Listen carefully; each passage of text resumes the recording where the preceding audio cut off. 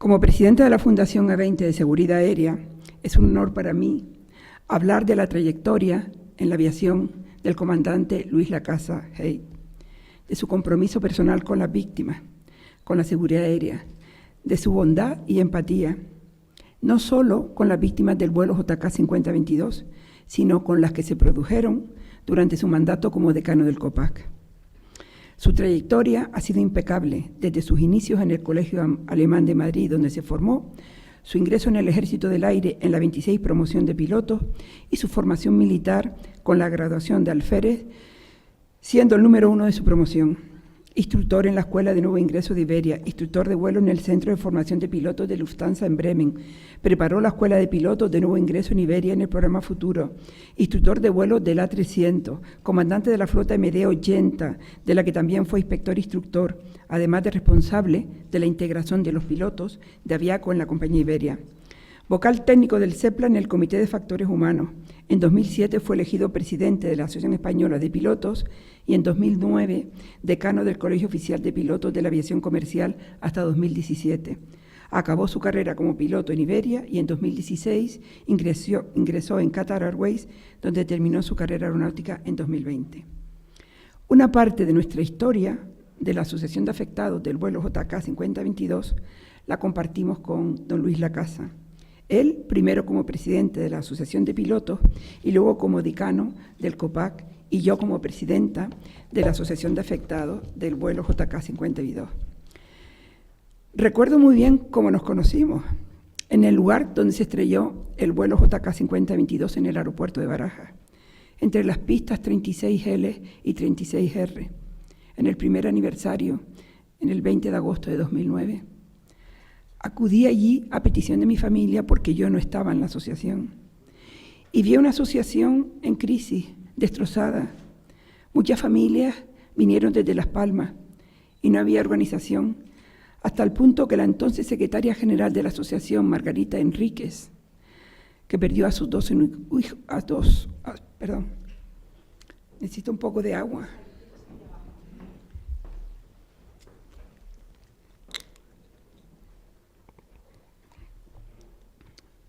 Margarita Enríquez perdió a sus dos únicos hijos y falleció con un cáncer galopante en 2016. Me pidió que la ayudara. Y yo vi entre los asistentes, había mucha gente aquel día en aquel lugar, a un caballero con uniforme de comandante. Pregunté que quién era, porque claro, como yo llegué allí y me dijeron que organizara aquello y no tenía ni idea de quién era nadie, malamente conocía a alguna familia, y alguien me dijo, es el jefe de los pilotos. Y el debate en aquellos momentos era la culpabilidad de los pilotos del vuelo JK 5022, y yo me resistía a creerlo. Eran dos personas profesionales, con familia y sin antecedentes de que quisieran suicidarse. Así que te comprometí aquel día a que dijeras unas palabras en favor de tus compañeros fallecidos, pero también de consuelo a todas las personas, familias que se encontraban aquel día allí. Y no lo dudaste. Te acercaste al micrófono y hablaste con tanta serenidad y compromiso que nos conmovió a todos. Nunca te tuve que recordar ese compromiso. Nos acompañaste mientras fuiste decano en todos los aniversarios. Durante su etapa en el COPAC y con el equipo de profesionales que formaste, a los que quiero recordar y reiterarle una vez más mi agradecimiento, se hicieron muchos estudios e informes, rigurosos, profesionales, transparentes, pero me voy a referir a dos.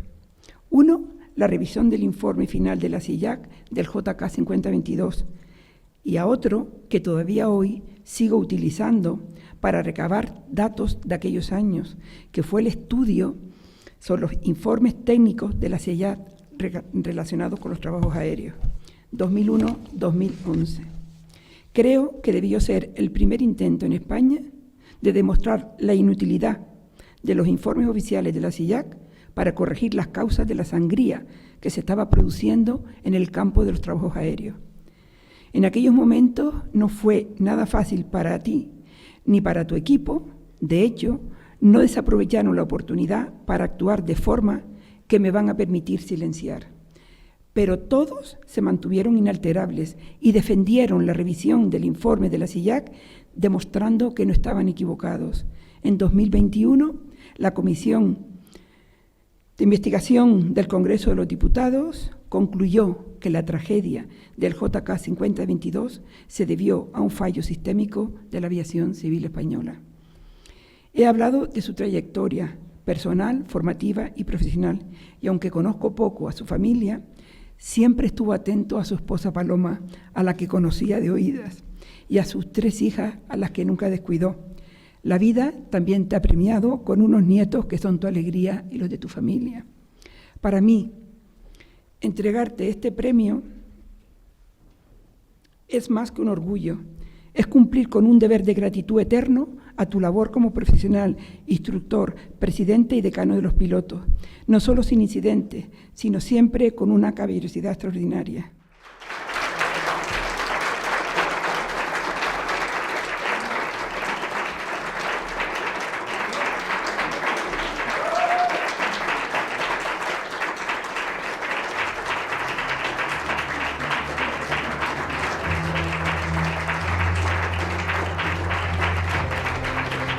Estas 2 manos que sostienen un avión simbolizan, entre otras cosas, el apoyo firme de personas como tú y tu equipo a causas justas, como fue y es la del vuelo JK 5022. Gracias, Luis, siempre gracias. Esto es para ti.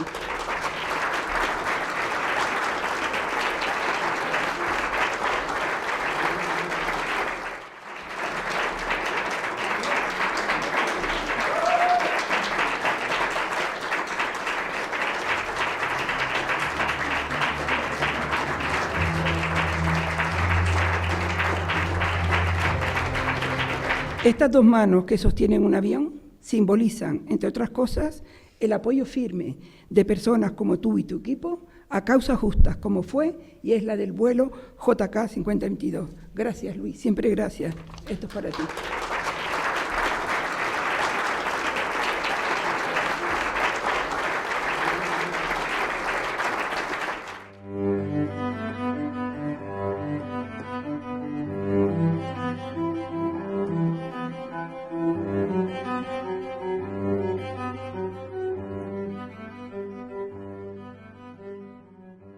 Soy una madre y abuela a la que arrebataron el 20 de agosto de 2008 a mis hijos María Eugenia y Jorge, que se subieron al vuelo JK 5022.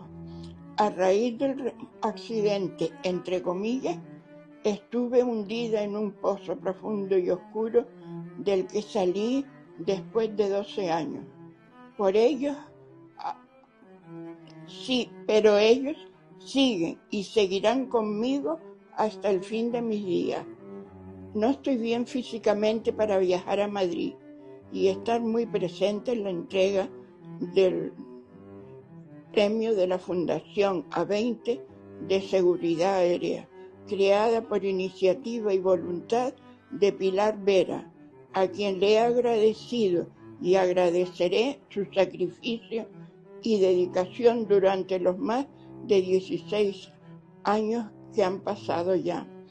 Ella, preocupada porque el legado del trabajo que ha liderado al frente de la AVJK 5022 primero y después de ACFFI no se perdiera, encontró la solución en crear la fundación para que lo recogiera, pero sobre todo para que siguiera trabajando en favor de la seguridad aérea y otros fines. Pilar Vera se empeñó en que yo fuera la fundadora y así la registró. Lo que hice fue ayudar económicamente a su creación con parte de la indemnización que recibí por mis hijos. Era justo que de alguna manera volviera a ellos, con la finalidad de que no se les olvidara. Y para ello, Pilar también quiso que el premio de la Fundación llevara mi nombre y el de mis hijos. Era una manera de cumplir con mi voluntad. se ha impuesto un reto casi imposible, nada menos que poner en marcha la primera fundación de seguridad aérea en nuestro país. Para ella ha demostrado sobradamente que las causas imposibles no existen, y a los hechos de su incansable trabajo me remito. Les pido que la ayuden y la acompañen en esta nueva misión que se ha impuesto por el bien de todos. Este premio se otorga a una persona que ha contribuido decididamente a su seguridad aérea en nuestro país y que cumplió su palabra cuando las víctimas lo necesitaron. Gracias, señor Luis Lacasa. Este premio es muy merecido, se lo dice una madre y abuela que sigue rota de dolor después de tantos años. Gracias a todos ustedes por asistir a este acto.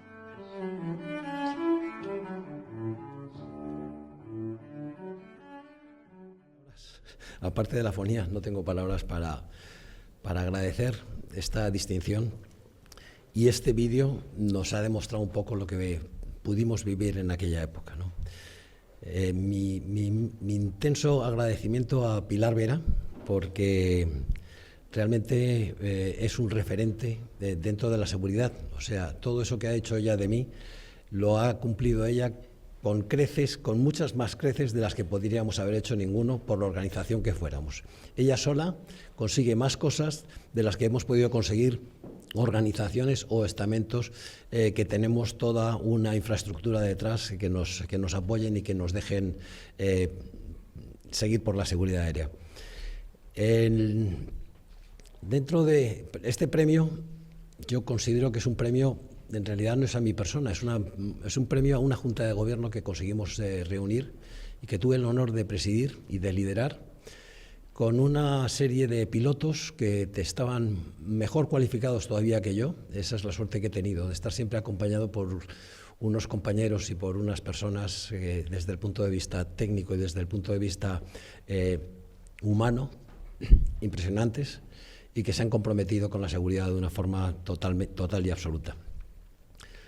Como ha dicho Pilar, también quiero agradecer a las familias, no solamente a mi familia, a las familias de todos los tripulantes y de todos los pilotos y de todos los que se dedican al transporte aéreo.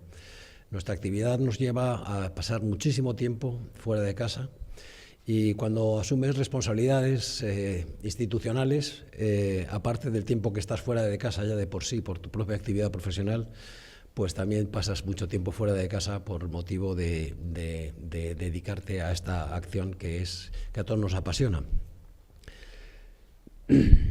Lo ha hecho Pilar Vera. Ese día, 20 de agosto del 2009, la conmemoración del primer aniversario del accidente de Spanair, el colegio pudo estar allí, tuvimos el honor de ser invitados. Algo que parecía muy extraño porque en realidad era un acto al que asistían solamente familiares de las víctimas, y para nosotros fue muy importante que nos admitieran con ellos para esta conmemoración.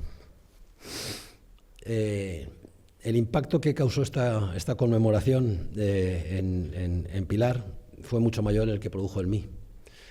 El hecho de estar compartiendo con ellos esos momentos de recuerdo, esos momentos de intensa emoción, en los que te das cuenta del dolor, del sufrimiento, de todos los planes inacabados de esta mujer, nos lo ha expresado fantásticamente bien, como ella eran todas las familiares de las víctimas que había en el accidente. Eso te llega hasta el fondo del corazón, o sea que no es una cuestión de que Pilar me pidiera que expresara, lo único que expresé fue lo que sentía en ese momento. Y lo que sentía en ese momento era que te das cuenta de la inmensa responsabilidad que adquieres cuando te haces cargo del mando de un avión.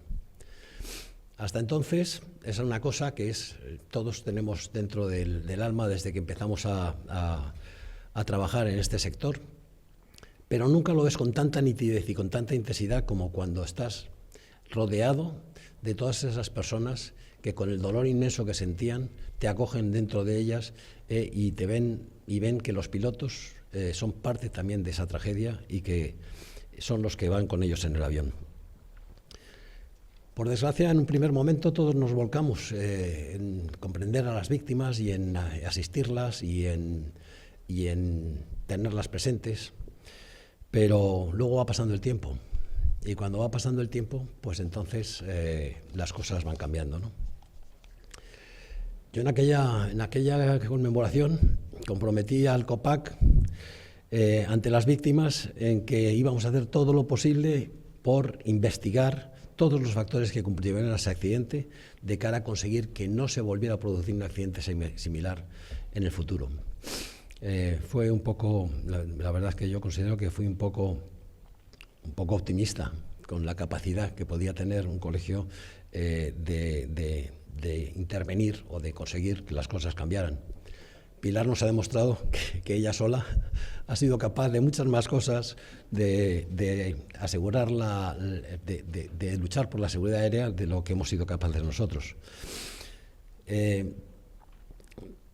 Las víctimas lo que necesitan es, en principio, sentir empatía, pero con el tiempo las cosas van cambiando. Y entonces las organizaciones ya lo que se preocupan es de intentar diluir las responsabilidades y de hacer cortafuego de aquello que les pueda suponer algún tipo de reproche. Y no hay nada más descorazonador y frustrante para las víctimas que encontrarse con esa opacidad, esa falta de transparencia y esa falta de información por parte de las autoridades. En cualquier caso, esto es aplicable a todas las catástrofes con víctimas, ¿no? Lo podemos ver ahora, hemos visto las consecuencias del volcán de La Palma y cómo palabras muy grandilocuentes luego se han traducido en poca colaboración. Y lo que es más sangrante, hemos visto la tragedia de las inundaciones en Valencia y hemos visto cómo las distintas administraciones no han estado a la altura de estar haciendo un servicio para los ciudadanos, sino que han estado simplemente intentando diluir sus responsabilidades en otras personas. Cuando se es responsable de una organización que tiene que ver con la actividad del transporte aéreo, el transporte en general, cuando ocurre ese accidente, los responsables de las organizaciones tienen dos opciones. Por un lado está la reacción, que es ver cómo puedes minimizar las consecuencias o las responsabilidades que ese accidente pueda suponer para tu organización. Y ahí entramos en una dinámica en la cual es todo ocultación y es todo intentar ocultar lo que ha pasado. O bien puede ser que los responsables de esa organización lo que se pregunten es ¿qué es lo que podría haber hecho yo para que este accidente no se hubiera producido y qué es lo que puedo hacer de cara al futuro para que este accidente no se vuelva a producir? Independientemente de todos los parámetros, los algoritmos, los procesos, los protocolos que pueda haber. Yo en mi caso me afectó mucho porque yo había sido jefe de instrucción del MD-80 durante mucho tiempo y estuvimos dentro de los programas de entrenamiento que teníamos, pues intentamos reproducir lo que habría pasado en algunos accidentes, como por ejemplo un despliegue de una reversa durante el despegue, que es casi imposible de controlar, pero por lo menos te puede servir como experiencia. Sin embargo, a pesar del accidente que había habido en Detroit 20 años antes, no fuimos conscientes de la posibilidad de entrenar en los simuladores un despegue con una configuración inadecuada de flaps. Si lo hubiéramos hecho, y lo hubiera hecho la tripulación de aquel avión, podría haberlo identificado y podría haberlo corregido, puesto que la pista era muy larga. Pero no lo hicimos. Es decir, nosotros podríamos haber hecho algo porque ese accidente no se hubiera producido. En cualquier caso, hubo una investigación muy rigurosa de aquel accidente y no tuvo conclusiones muy firmes, pero lo que sí que estuvo claro es que el sistema de aviso de configuración inadecuada de flaps y slats no funcionó. Y ahí habría que haber tomado alguna medida contundente para que esto no hubiera vuelto a pasar. Sin embargo, todo eso se solucionó con unas recomendaciones que diríamos que decir, casi que podríamos decir que eran cosméticas. Bueno, en este caso, en el caso del accidente de Spanair, la reacción de la Administración fue muy frustrante. Fue muy frustrante porque hubo opacidad, hubo medias verdades y hubo una investigación que presentaba a los pilotos como chivos expiatorios y como los únicos responsables de aquel accidente. Especialmente mezquino fue que se interpretaron las acciones que hizo la tripulación para intentar conocer y saber qué era exactamente lo que estaba pasando y lo que le podía estar afectando al avión, y no fue posible. Se tomó una solución que era una solución que parecía buena, pero que realmente no fue capaz de corregir el problema base que tenía ese avión en ese momento, y se produjo el accidente. Habría muchísimas cosas que se habrían podido investigar con más profundidad dentro de ese accidente, de las presiones, de la situación de los aviones, de lo que había sido anteriormente, de la situación en ese momento de la compañía, de la situación del sistema de investigación de accidentes en España, pero no se hizo. Se hizo un análisis que, como ya he dicho, en algunos puntos era hasta, digamos que, bueno, que causaba perplejidad. Nosotros, por ese motivo, vimos que había muchas más cosas que investigar y muchos más factores contribuyentes que se podrían corregir dentro de lo que podría haber sido, que podría haber salvado que no se produjera este accidente, y por eso hicimos un contrainforme, que es al que se refiere Pilar, un contrainforme muy extenso en el cual poníamos de manifiesto todo eso y todo lo que habría que mejorar en la Administración. Este compromiso con la Asociación de Víctimas fue completo después de una experiencia como vemos aquí, como hemos visto a las personas, el dolor que les causó ese accidente, o sea, hemos visto lo que supone un accidente de aviación, nos hizo estar constantemente al lado de las víctimas. Y ahí entramos otra vez en las decisiones que hay que tomar desde el punto de vista institucional, porque un alto cargo del Ministerio nos llevó a decir que mientras nosotros siguiéramos apoyando a la Asociación de Víctimas, no podíamos ser interlocutores de la Administración. Y nuestra decisión estaba clara, o sea, nuestra decisión fue seguir por lo que consideramos que era lo correcto, y lo correcto era apoyar a la Asociación de Víctimas y tratar de conseguir que tuvieran efecto aquellas indicaciones que nosotros dábamos de cara a mejorar la situación de nuestra Administración y de nuestra capacidad de supervisión. Vamos ahí tenemos que ver que las organizaciones pueden ser de muchos tipos. Pueden ser organizaciones patológicas en las cuales lo único que te interesa es el bien y el bienestar o la capacidad de poder de la organización a la que presentas, y hay otras que lo que hacen es sencillamente ser organizaciones burocráticas, ¿no? Ahí es un problema serio el tema de la actitud. Es la actitud la que te da ese tipo de organización que vas a tener. Se trata de conseguir que la organización no sea meramente burocrática, sino que sea una organización proactiva, una organización generativa, una organización que colabore con todos los que están dispuestos a apoyarte en esa organización. Aquella decisión que nosotros tomamos fue, pues tendremos menos capacidad de interlocución con la Administración, pero Pilar Vera nos dio la razón. Y nos dio la razón porque Pilar Vera sola ha conseguido mucho más de lo que habríamos conseguido nosotros con la interlocución con la Administración. Y de eso hay que agradecerle a Pilar, porque en estos 17 años ha demostrado su capacidad de organización, su coraje, su entrega y el haber conseguido un montón de cosas, que las organizaciones de víctimas estén representadas a nivel internacional es un logro que no tiene parangón, ¿eh? También ha conseguido la creación de una autoridad independiente multimodal de investigación de accidentes. Bueno, enhorabuena, Pilar, porque es un paso adelante, pero ahí hay que tener en cuenta lo principal de esta nueva autoridad, y es que sea independiente. Lo ha hecho Dan Mauriño, lo ha hecho claramente. La independencia es fundamental para que las conclusiones que se extraigan de esas investigaciones que hacen las comisiones sean realmente efectivas para mejorar la seguridad aérea.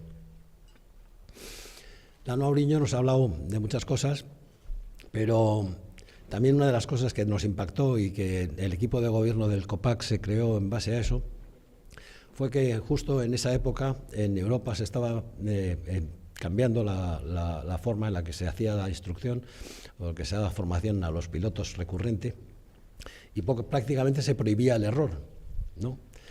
Y Dan Mauriño vino a darnos una conferencia sobre un sistema, el LOSA, que estaba orientado a hacer unas auditorías en los aviones en los cuales no se prohibía el error, todo lo contrario. Se sentaba un observador en la cabina y veía cómo se operaba, pero cómo se operaba en el día a día, no desde un punto de vista de una supervisión punitiva, digamos. No, las tripulaciones hacían lo que hacían todos los días. ¿Cuál era el objetivo? El objetivo era detectar los errores, ver qué errores se cometían y, sobre todo, y muy importante, cómo esos errores se detectaban y se mitigaban, para lo cual es fundamental la redundancia. Es fundamental que haya 2 pilotos en la cabina, fundamental desde todos los puntos de vista. Ahora estamos en una situación en la cual estamos adaptando una tecnología completamente nueva. La inteligencia artificial va a tener muchísima repercusión en lo que es la operación de las aeronaves, pero no debemos olvidar que una de las premisas básicas para que pueda funcionar la seguridad es la redundancia y la capacidad que tienen los seres humanos tanto de equivocarse como de adaptarse a situaciones complicadas, complejas, nuevas, que puedan sacar adelante una situación grave que se opondría a un accidente. Por otro lado, me gustaría insistir un poco en la actitud de todos y cada uno de nosotros. La seguridad aérea se conseguiría y mejoraría muchísimo si conseguimos que cada uno de nosotros viera un vídeo como el que hemos visto, que cada uno de nosotros fuera consciente de la inmensa responsabilidad que adquirimos al hacernos cargo del mando de un avión.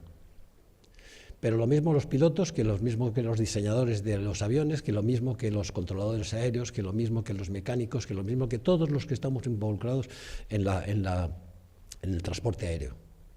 Es fundamental, y hemos visto lo que está pasando, hemos visto los errores de diseño que han tenido Boeing, han causado 2 accidentes gravísimos. Pues a Boeing me imagino que habrá aprendido que es muchísimo más caro el solucionar un problema de ahorro de costes que provoca estas situaciones.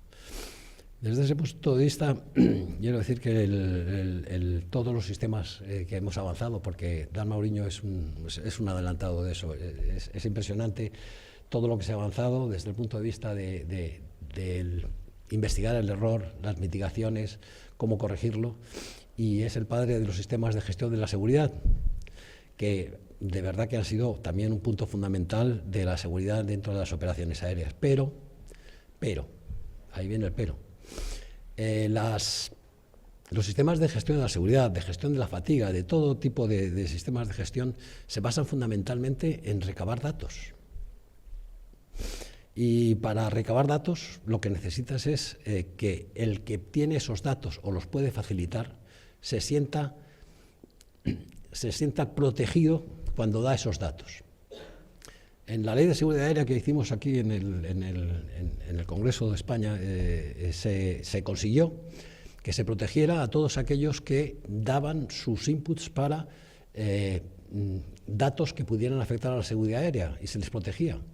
Nosotros quisimos ir un poco más allá y el colegio propuso una enmienda que fue aceptada en el Senado, que protegía también no solamente a los que informaban, sino también a los que tomaban decisiones que estuvieran fundadas en proteger la seguridad de los aviones. Es un tema que luego se rechazó en el Congreso, y se rechazó en el Congreso por un informe de la Agencia Estatal de Seguridad Aérea que decía que era para darlos patente de corso para no sé qué fines espurios. pero no se consiguió, y hay ahora algunos casos donde vemos que hay pilotos que han tomado decisiones y que han tenido consecuencias laborales o punitivas.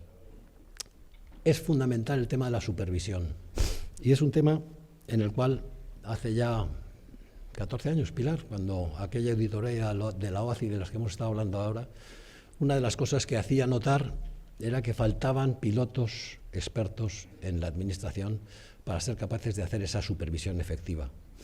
Y 14 años después, pues seguimos un poco en lo mismo, aquella auditoría luego se solucionó, pues es el problema que tiene cuando las cosas se convierten en burocráticas. Un sistema de gestión de la seguridad que se convierte en puramente burocrático y consiste simplemente en etiquetar distintas fichas en un formulario, al final no es efectivo, es simplemente cubrir el expediente, y claro, eso no es efectivo de cara a la seguridad. Y nosotros, desde ese punto de vista, es lo que proponemos a la Administración, que no se puede contestar a una auditoría de la OACI diciendo que hay pilotos que están dentro de la Administración porque se han hecho pilotos privados, y en vista de eso, pues ya se supone que tienen la experiencia y la cualificación para poder ejercer esas funciones. Esas funciones necesitan de una gran experiencia, pero no solamente una gran experiencia en general, sino una gran experiencia en cada uno de los ámbitos en los que luego van a hacer la supervisión. Decía Pilar, el tema de trabajos aéreos en España. El tema de trabajos aéreos es un tema que necesita de muchísima supervisión, de muchísimo apoyo por parte de la Administración, porque los pilotos que están en esa situación están en un mundo en el que todo es cambiante, es extinción de incendios, es transporte medicalizado, es búsqueda y salvamento, y son además actividades que te llevan mucho a poner por encima la misión de la seguridad, simplemente por la forma en la que se hacen, y entonces ahí hace falta una gran formación.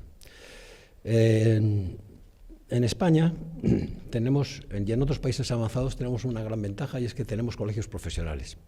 Tenemos colegios profesionales para todas aquellas profesiones que suponen un riesgo, ya sea económico o ya sea de vidas humanas Y yo solamente quiero decir, el colegio tiene esa experiencia a disposición de la Administración para poder ayudarla y para poder complementarla en aquella experiencia a la que ellos no llegan. Y muy importante, el colegio tiene un código deontológico que es fundamental, y es un código deontológico del que se debería estar desde el momento inicial de la formación. Entonces, solamente poner a disposición de la Administración al colegio, a su experiencia, y bueno, antes de terminar, me gustaría recabar. El transporte aéreo es el transporte más seguro en el que un usuario puede desplazarse de un sitio a otro.